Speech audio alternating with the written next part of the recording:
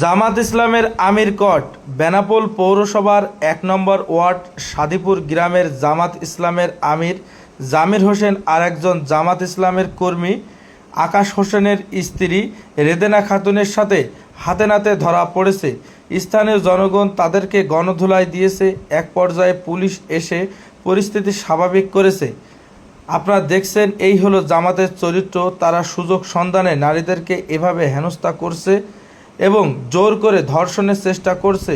এই সেই জামির হোসেন, তাকে চিনে রাখুন আপনারা। আমার নাম মুসাম্মদ বেগম।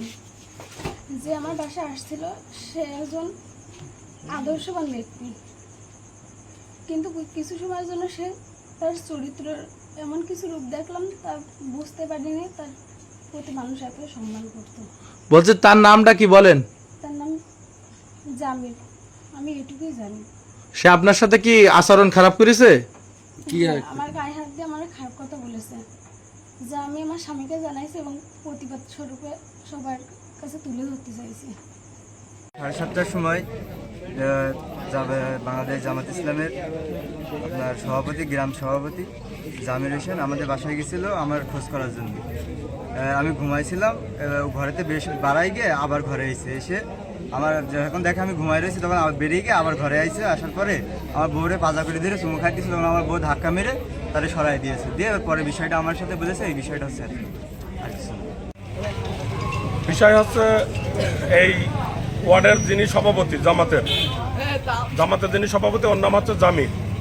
এই জামির আমরা 4 দিন আগে জানতে পারলাম যে একটা মহিলা কেলেঙ্কারি ও একটা মহিলা জবরদস্তি রেপ করতে গেছে। যার রেপ করতে গেছে তার হাজব্যান্ডের নাম হচ্ছে আকাশের স্ত্রী। এই আকাশের স্ত্রী আর আমাদের এখানে একজন আছে উসমানের স্ত্রী, এরা একসাথে মাদ্রাসায় কোন জায়গায় এরা টিউশনি করায়। এই টিউশনির এই জামির বাইকি করে ওদের আনা নেওয়া করে। এর ফাঁকে উসমানের স্ত্রীর সাথে এই জামিরের দীর্ঘদিনের প্রক্রিয়া। এইটা আকাশের বউ ও জানে, ও সাক্ষী। এখন আকাশের বউ এই জানা সত্ত্বে পাশাপাশি বাড়ি, আকাশের বউ ওর বাসায় ওর ওয়াইফির কাছে ফ্রিজে মাছ রাখতে দিয়েছিল। এই 5 দিন আগে ও মাছ আনতে গেছে, যে দেখে ওর ওয়াইফ বাড়ি নেই, ও মাছ দেওয়ার নাম করে ঘরের মধ্যে নিয়ে গিয়ে ও জবরদস্তি ওর ইজ্জত লুটার চেষ্টা করেছে। তখন এই মহিলা চিল্লাচিল্লি ফিরে সেখান থেকে ফিরে এসেছে।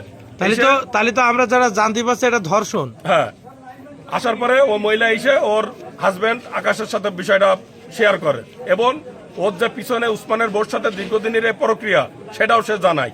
সে আশপাশে আরো চিল্লাচিল্লিতে আরো কয়েকজন মহিলা চলে আসে।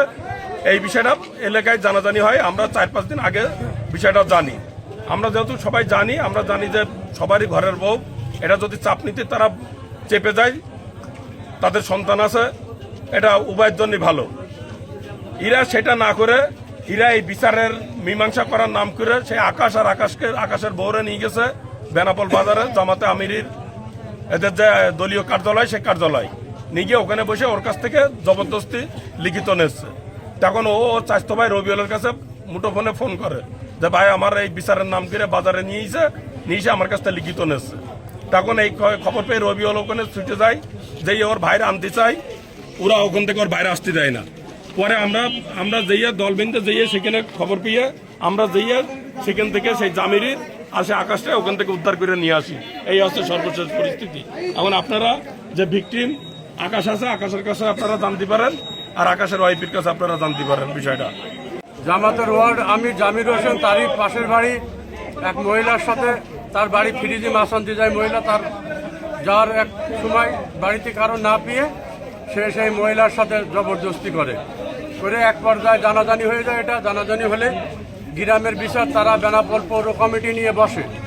সেখানে গিয়ে আমরা জানতে পারি যে এই বিষয়ে জানাজানি হচ্ছে। ছেলেপক্ষের বাড়ির কারো না জানিয়ে তারা গোপনে ওখান থেকে মেটানোর চেষ্টা করছিল। আমরা সেখান থেকে তাদেরকে এনে গ্রামে সবার সম্মুখে হাজির করেছি।